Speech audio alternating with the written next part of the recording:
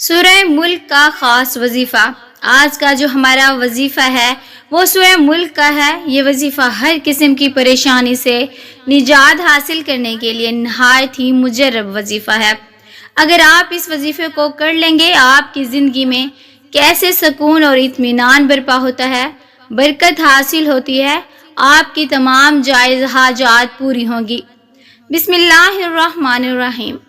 محترم ناظرین، آپ نے وظیفہ کس طرح کرنا ہے، اس بارے میں آپ کو تفصیل سے بتائیں گے، کیونکہ یہ وظیفہ سورہ ملک کے ساتھ ہے، اس لیے سب سے پہلے ہم کچھ بات کر لیتے ہیں۔ سورۃ ملک کی فضیلت کے بارے میں بتاتے ہیں۔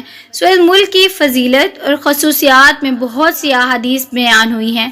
حضرت سیدنا ابو ہریرہ رضی اللہ عنہ سے روایت ہے کہ حضور اکرم صلی اللہ علیہ وسلم نے فرمایا، بے شک قرآن میں 30 آیتوں پر مشتمل ایک سورت ہے جو اپنے قاری قرات کرنے والے کے لیے شفاعت کرتی رہے گی یہاں تک کہ اس کی مغفرت کر دی جائے گی، اور یہ تبارک الذی بیدہ الملک ہے۔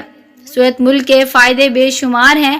اس سورہ مبارکہ کے برابر عذاب قبر سے بچانے والی اور کوئی چیز نہیں۔ اگر اس کے پڑھنے والوں کے پاس عذاب قبر کے فرشتے آنا چاہیں تو یہ ان کو روکتی ہے، وہ دوسری طرف سے آنا چاہیں تو ادھر سے حائل ہو جاتی ہے اور فرماتی ہے کہ اس کے پاس نہ آؤ، یہ مجھے پڑھتا تھا۔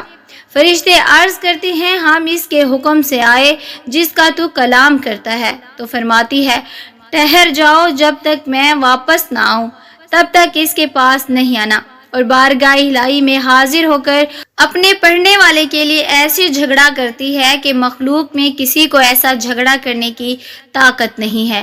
یہاں تک کہ اگر مغفرت میں تاخیر ہو جائے تو عرض کرتی ہے کہ وہ مجھے پڑھتا تھا تو نے اسے نہ بخشا، وہ فوراً جنت میں جاتی ہے اور وہاں سے ریشمی کپڑے، آرام دہ تکیے، پھول اور خوشبوئیں قبر میں لے کر آتی ہے اور فرماتی ہے، مجھے آنے میں دیر ہوئی، تو گھبرایا تو نہیں؟ پھر بچھونا بچھاتی اور تکیہ لگاتی ہے۔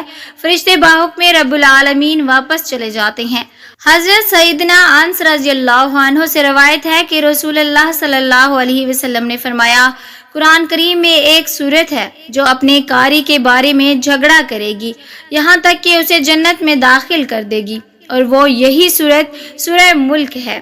ان حدیث کی روشنی میں سورہ ملک کی فضیلت کا اندازہ ہو گیا ہوگا۔ اب بات کرتے ہیں اس وظیفے کی، جو کہ آپ کسی بھی دن نماز عشاء کے بعد کر سکتے ہیں۔